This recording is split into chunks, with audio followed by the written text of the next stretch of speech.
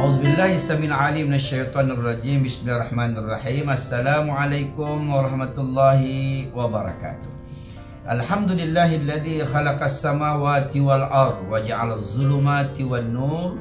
Thumma alladhina kafaru bi rabbihim ya'dilun. Wassalatu wassalamu ala sayyidina Muhammad wa ala alihi wa sahbihi ajma'in. Alhamdulillah, pertama-tamanya kita lafazkan syukur kepada Allah Subhanahu wa taala.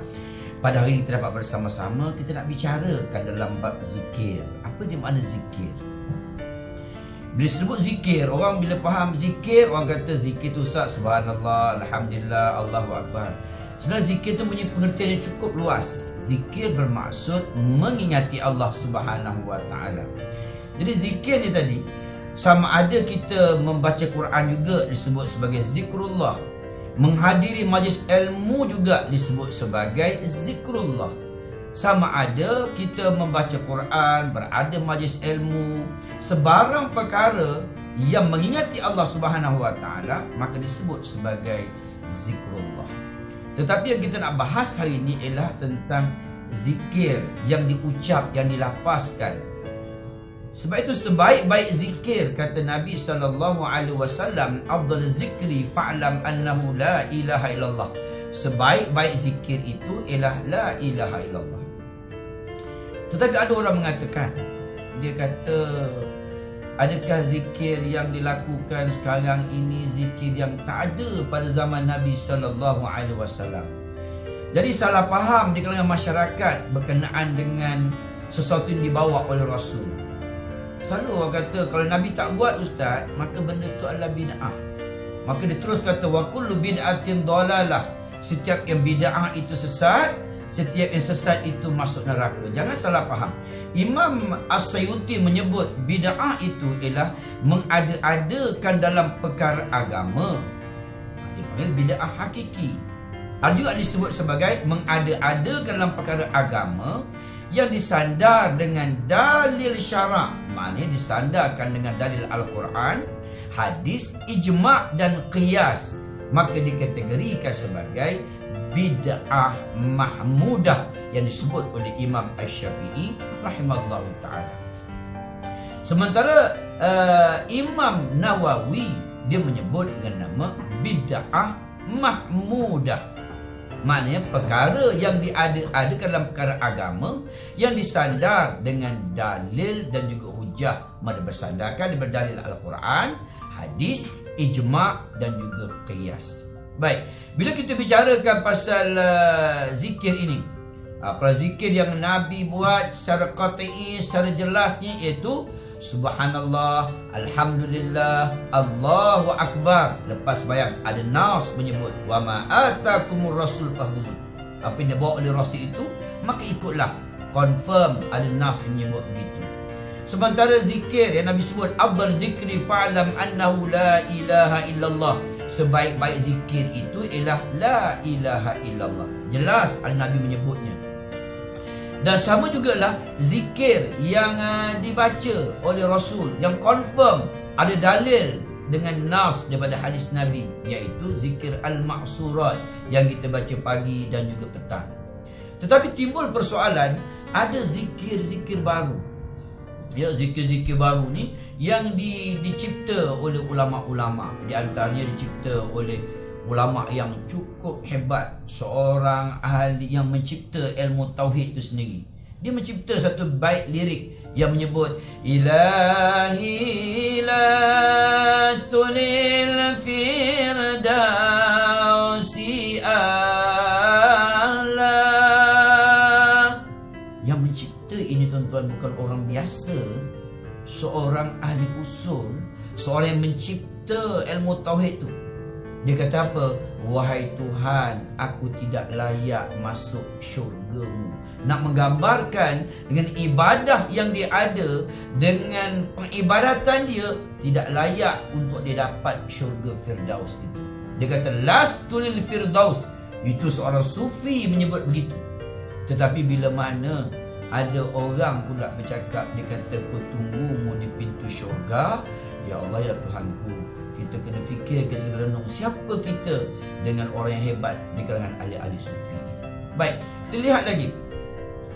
bila kita sebut dengan zikrullah itu, sebenarnya dalam bentuk zikir itu dia pelbagai bentuk zikir. Ada zikir yang dicipta oleh ulama-ulama sepertinya ya amanal khaifin aminna mimma nakhaf, ya amanal khaifin salimna mimma nakhaf, ya amanal khaifin najina mimma nakhaf.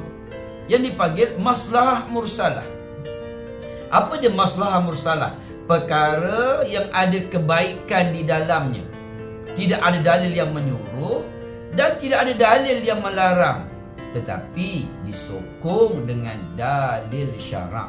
Mana ijma' ulama pada waktu itu membuat kata putus, kita baca doa ini minta keamanan pada negeri kita. Ya aman, ya Allah berilah keamanan kepada negeriku ini. Itu dipanggil maslahah mursalah. Perkara yang ada kebaikan di dalamnya, tidak ada dalil yang menyuruh, tidak ada dalil yang melarang, disokong dengan dalil syarak. Apa dalil syarak? Quran, hadis, ijma' dan juga qiyas. Dan begitulah juga pada hari ini orang mencipta lagi, ulama-ulama mencipta satu lagi zikir yang boleh rasa keinsafan kita kepada Allah Subhanahu Wa Taala. Cuma nak sebut di sini, bila kita berzikir kena jaga border batas syarak. Orang-orang sufah, orang-orang sufi ini bila dia berzikir seperti pohon yang ditiup oleh angin.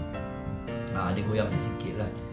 La ilaha illallah, la ilaha illallah. Seperti pohon yang tiup oleh angin. Maknanya dia tak ada goyang banyak, goyang sikit je. Subhanallah, subhanallah. Yang tu boleh. Seperti pohon yang ditiup oleh angin. Jangan pohon ditiup oleh ribut. Kalau tiup oleh ribut, la ilaha illallah, itu ada masalah lah. Jadi kita kena jaga batas syarak dalam berzikir tu. Ada yang mana boleh dan yang mana tak boleh. Bukan soal salah. Soal salahnya ialah dia melampau dalam melakukan gerakan-gerakan ketika berzikir. Baik, sama juga dalam zikir-zikir yang lain.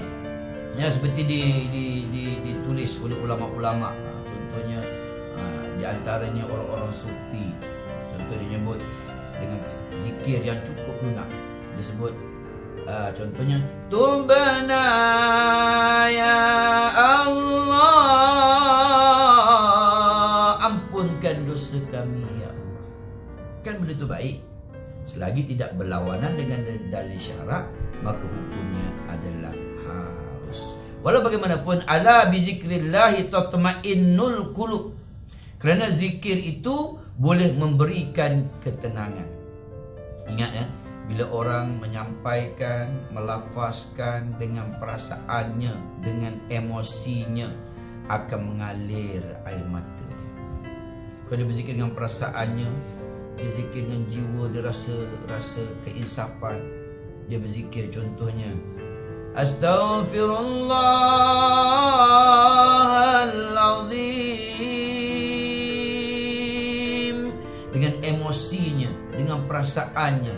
Tuan-tuan, orang yang mendengar pun akan menyerap tentang apa yang berada di hati kita. Sebab itu kita lihat hari ini bila kita pergi di negara Timur Tengah, bila kita dengar mereka membaca Fatihah tu, kita terasa sampai ke dalam. Sebab apa? Maka si pembaca tadi, dia membaca dengan perasaannya, dengan emosinya, sehingga kita mendengar pun menyerap apa yang dipahami oleh si pembaca tadi. Dalam bahasa kita hari ini itu feel. Dia feel, dia betul-betul faham, dia betul-betul insaf, maka akan mengalir air mata. Itu pentingnya zikir dengan perasaan. Bila berzikir di mulut saja tak jadi apa. Zikir mulut subhanallah, subhanallah, subhanallah, tak ada apa mulut je. Dia jadi bomba kat tua. Bukan soal lagunya, soal penghayatan. Oleh itu tuan-tuan yang dirahmati oleh Allah Subhanahu Wa Taala, jadi untuk kita memahami zikir yang sepatutnya yang diajar, kita ambillah zikir yang confirm yang datang daripada Nabi Sallallahu Alaihi Wasallam. Dan saya nak tutup dengan tazkirah yang ringkas ini. Kita kena letakkan kepahaman. Kepahaman apa dia? Di dalam menentukan hukum ini pastikan ada dalil yang menunjukkan. Sebab itu di antaranya adalah disebut iaitu maslahah mursalah. Apa dia maslahah mursalah? Tidak ada dalil yang menyuruh, tidak ada dalil yang melarang, tetapi di dalamnya ada kebaikan dan disokong, disandar dengan dalil-dalil syarak, disokong dengan Al-Quran, hadis, ijma' dan juga qiyas. Tolong jangan terus membuat keputusan untuk membid'ahkan sesuatu. Wallahu a'lam. Assalamualaikum warahmatullahi wabarakatuh.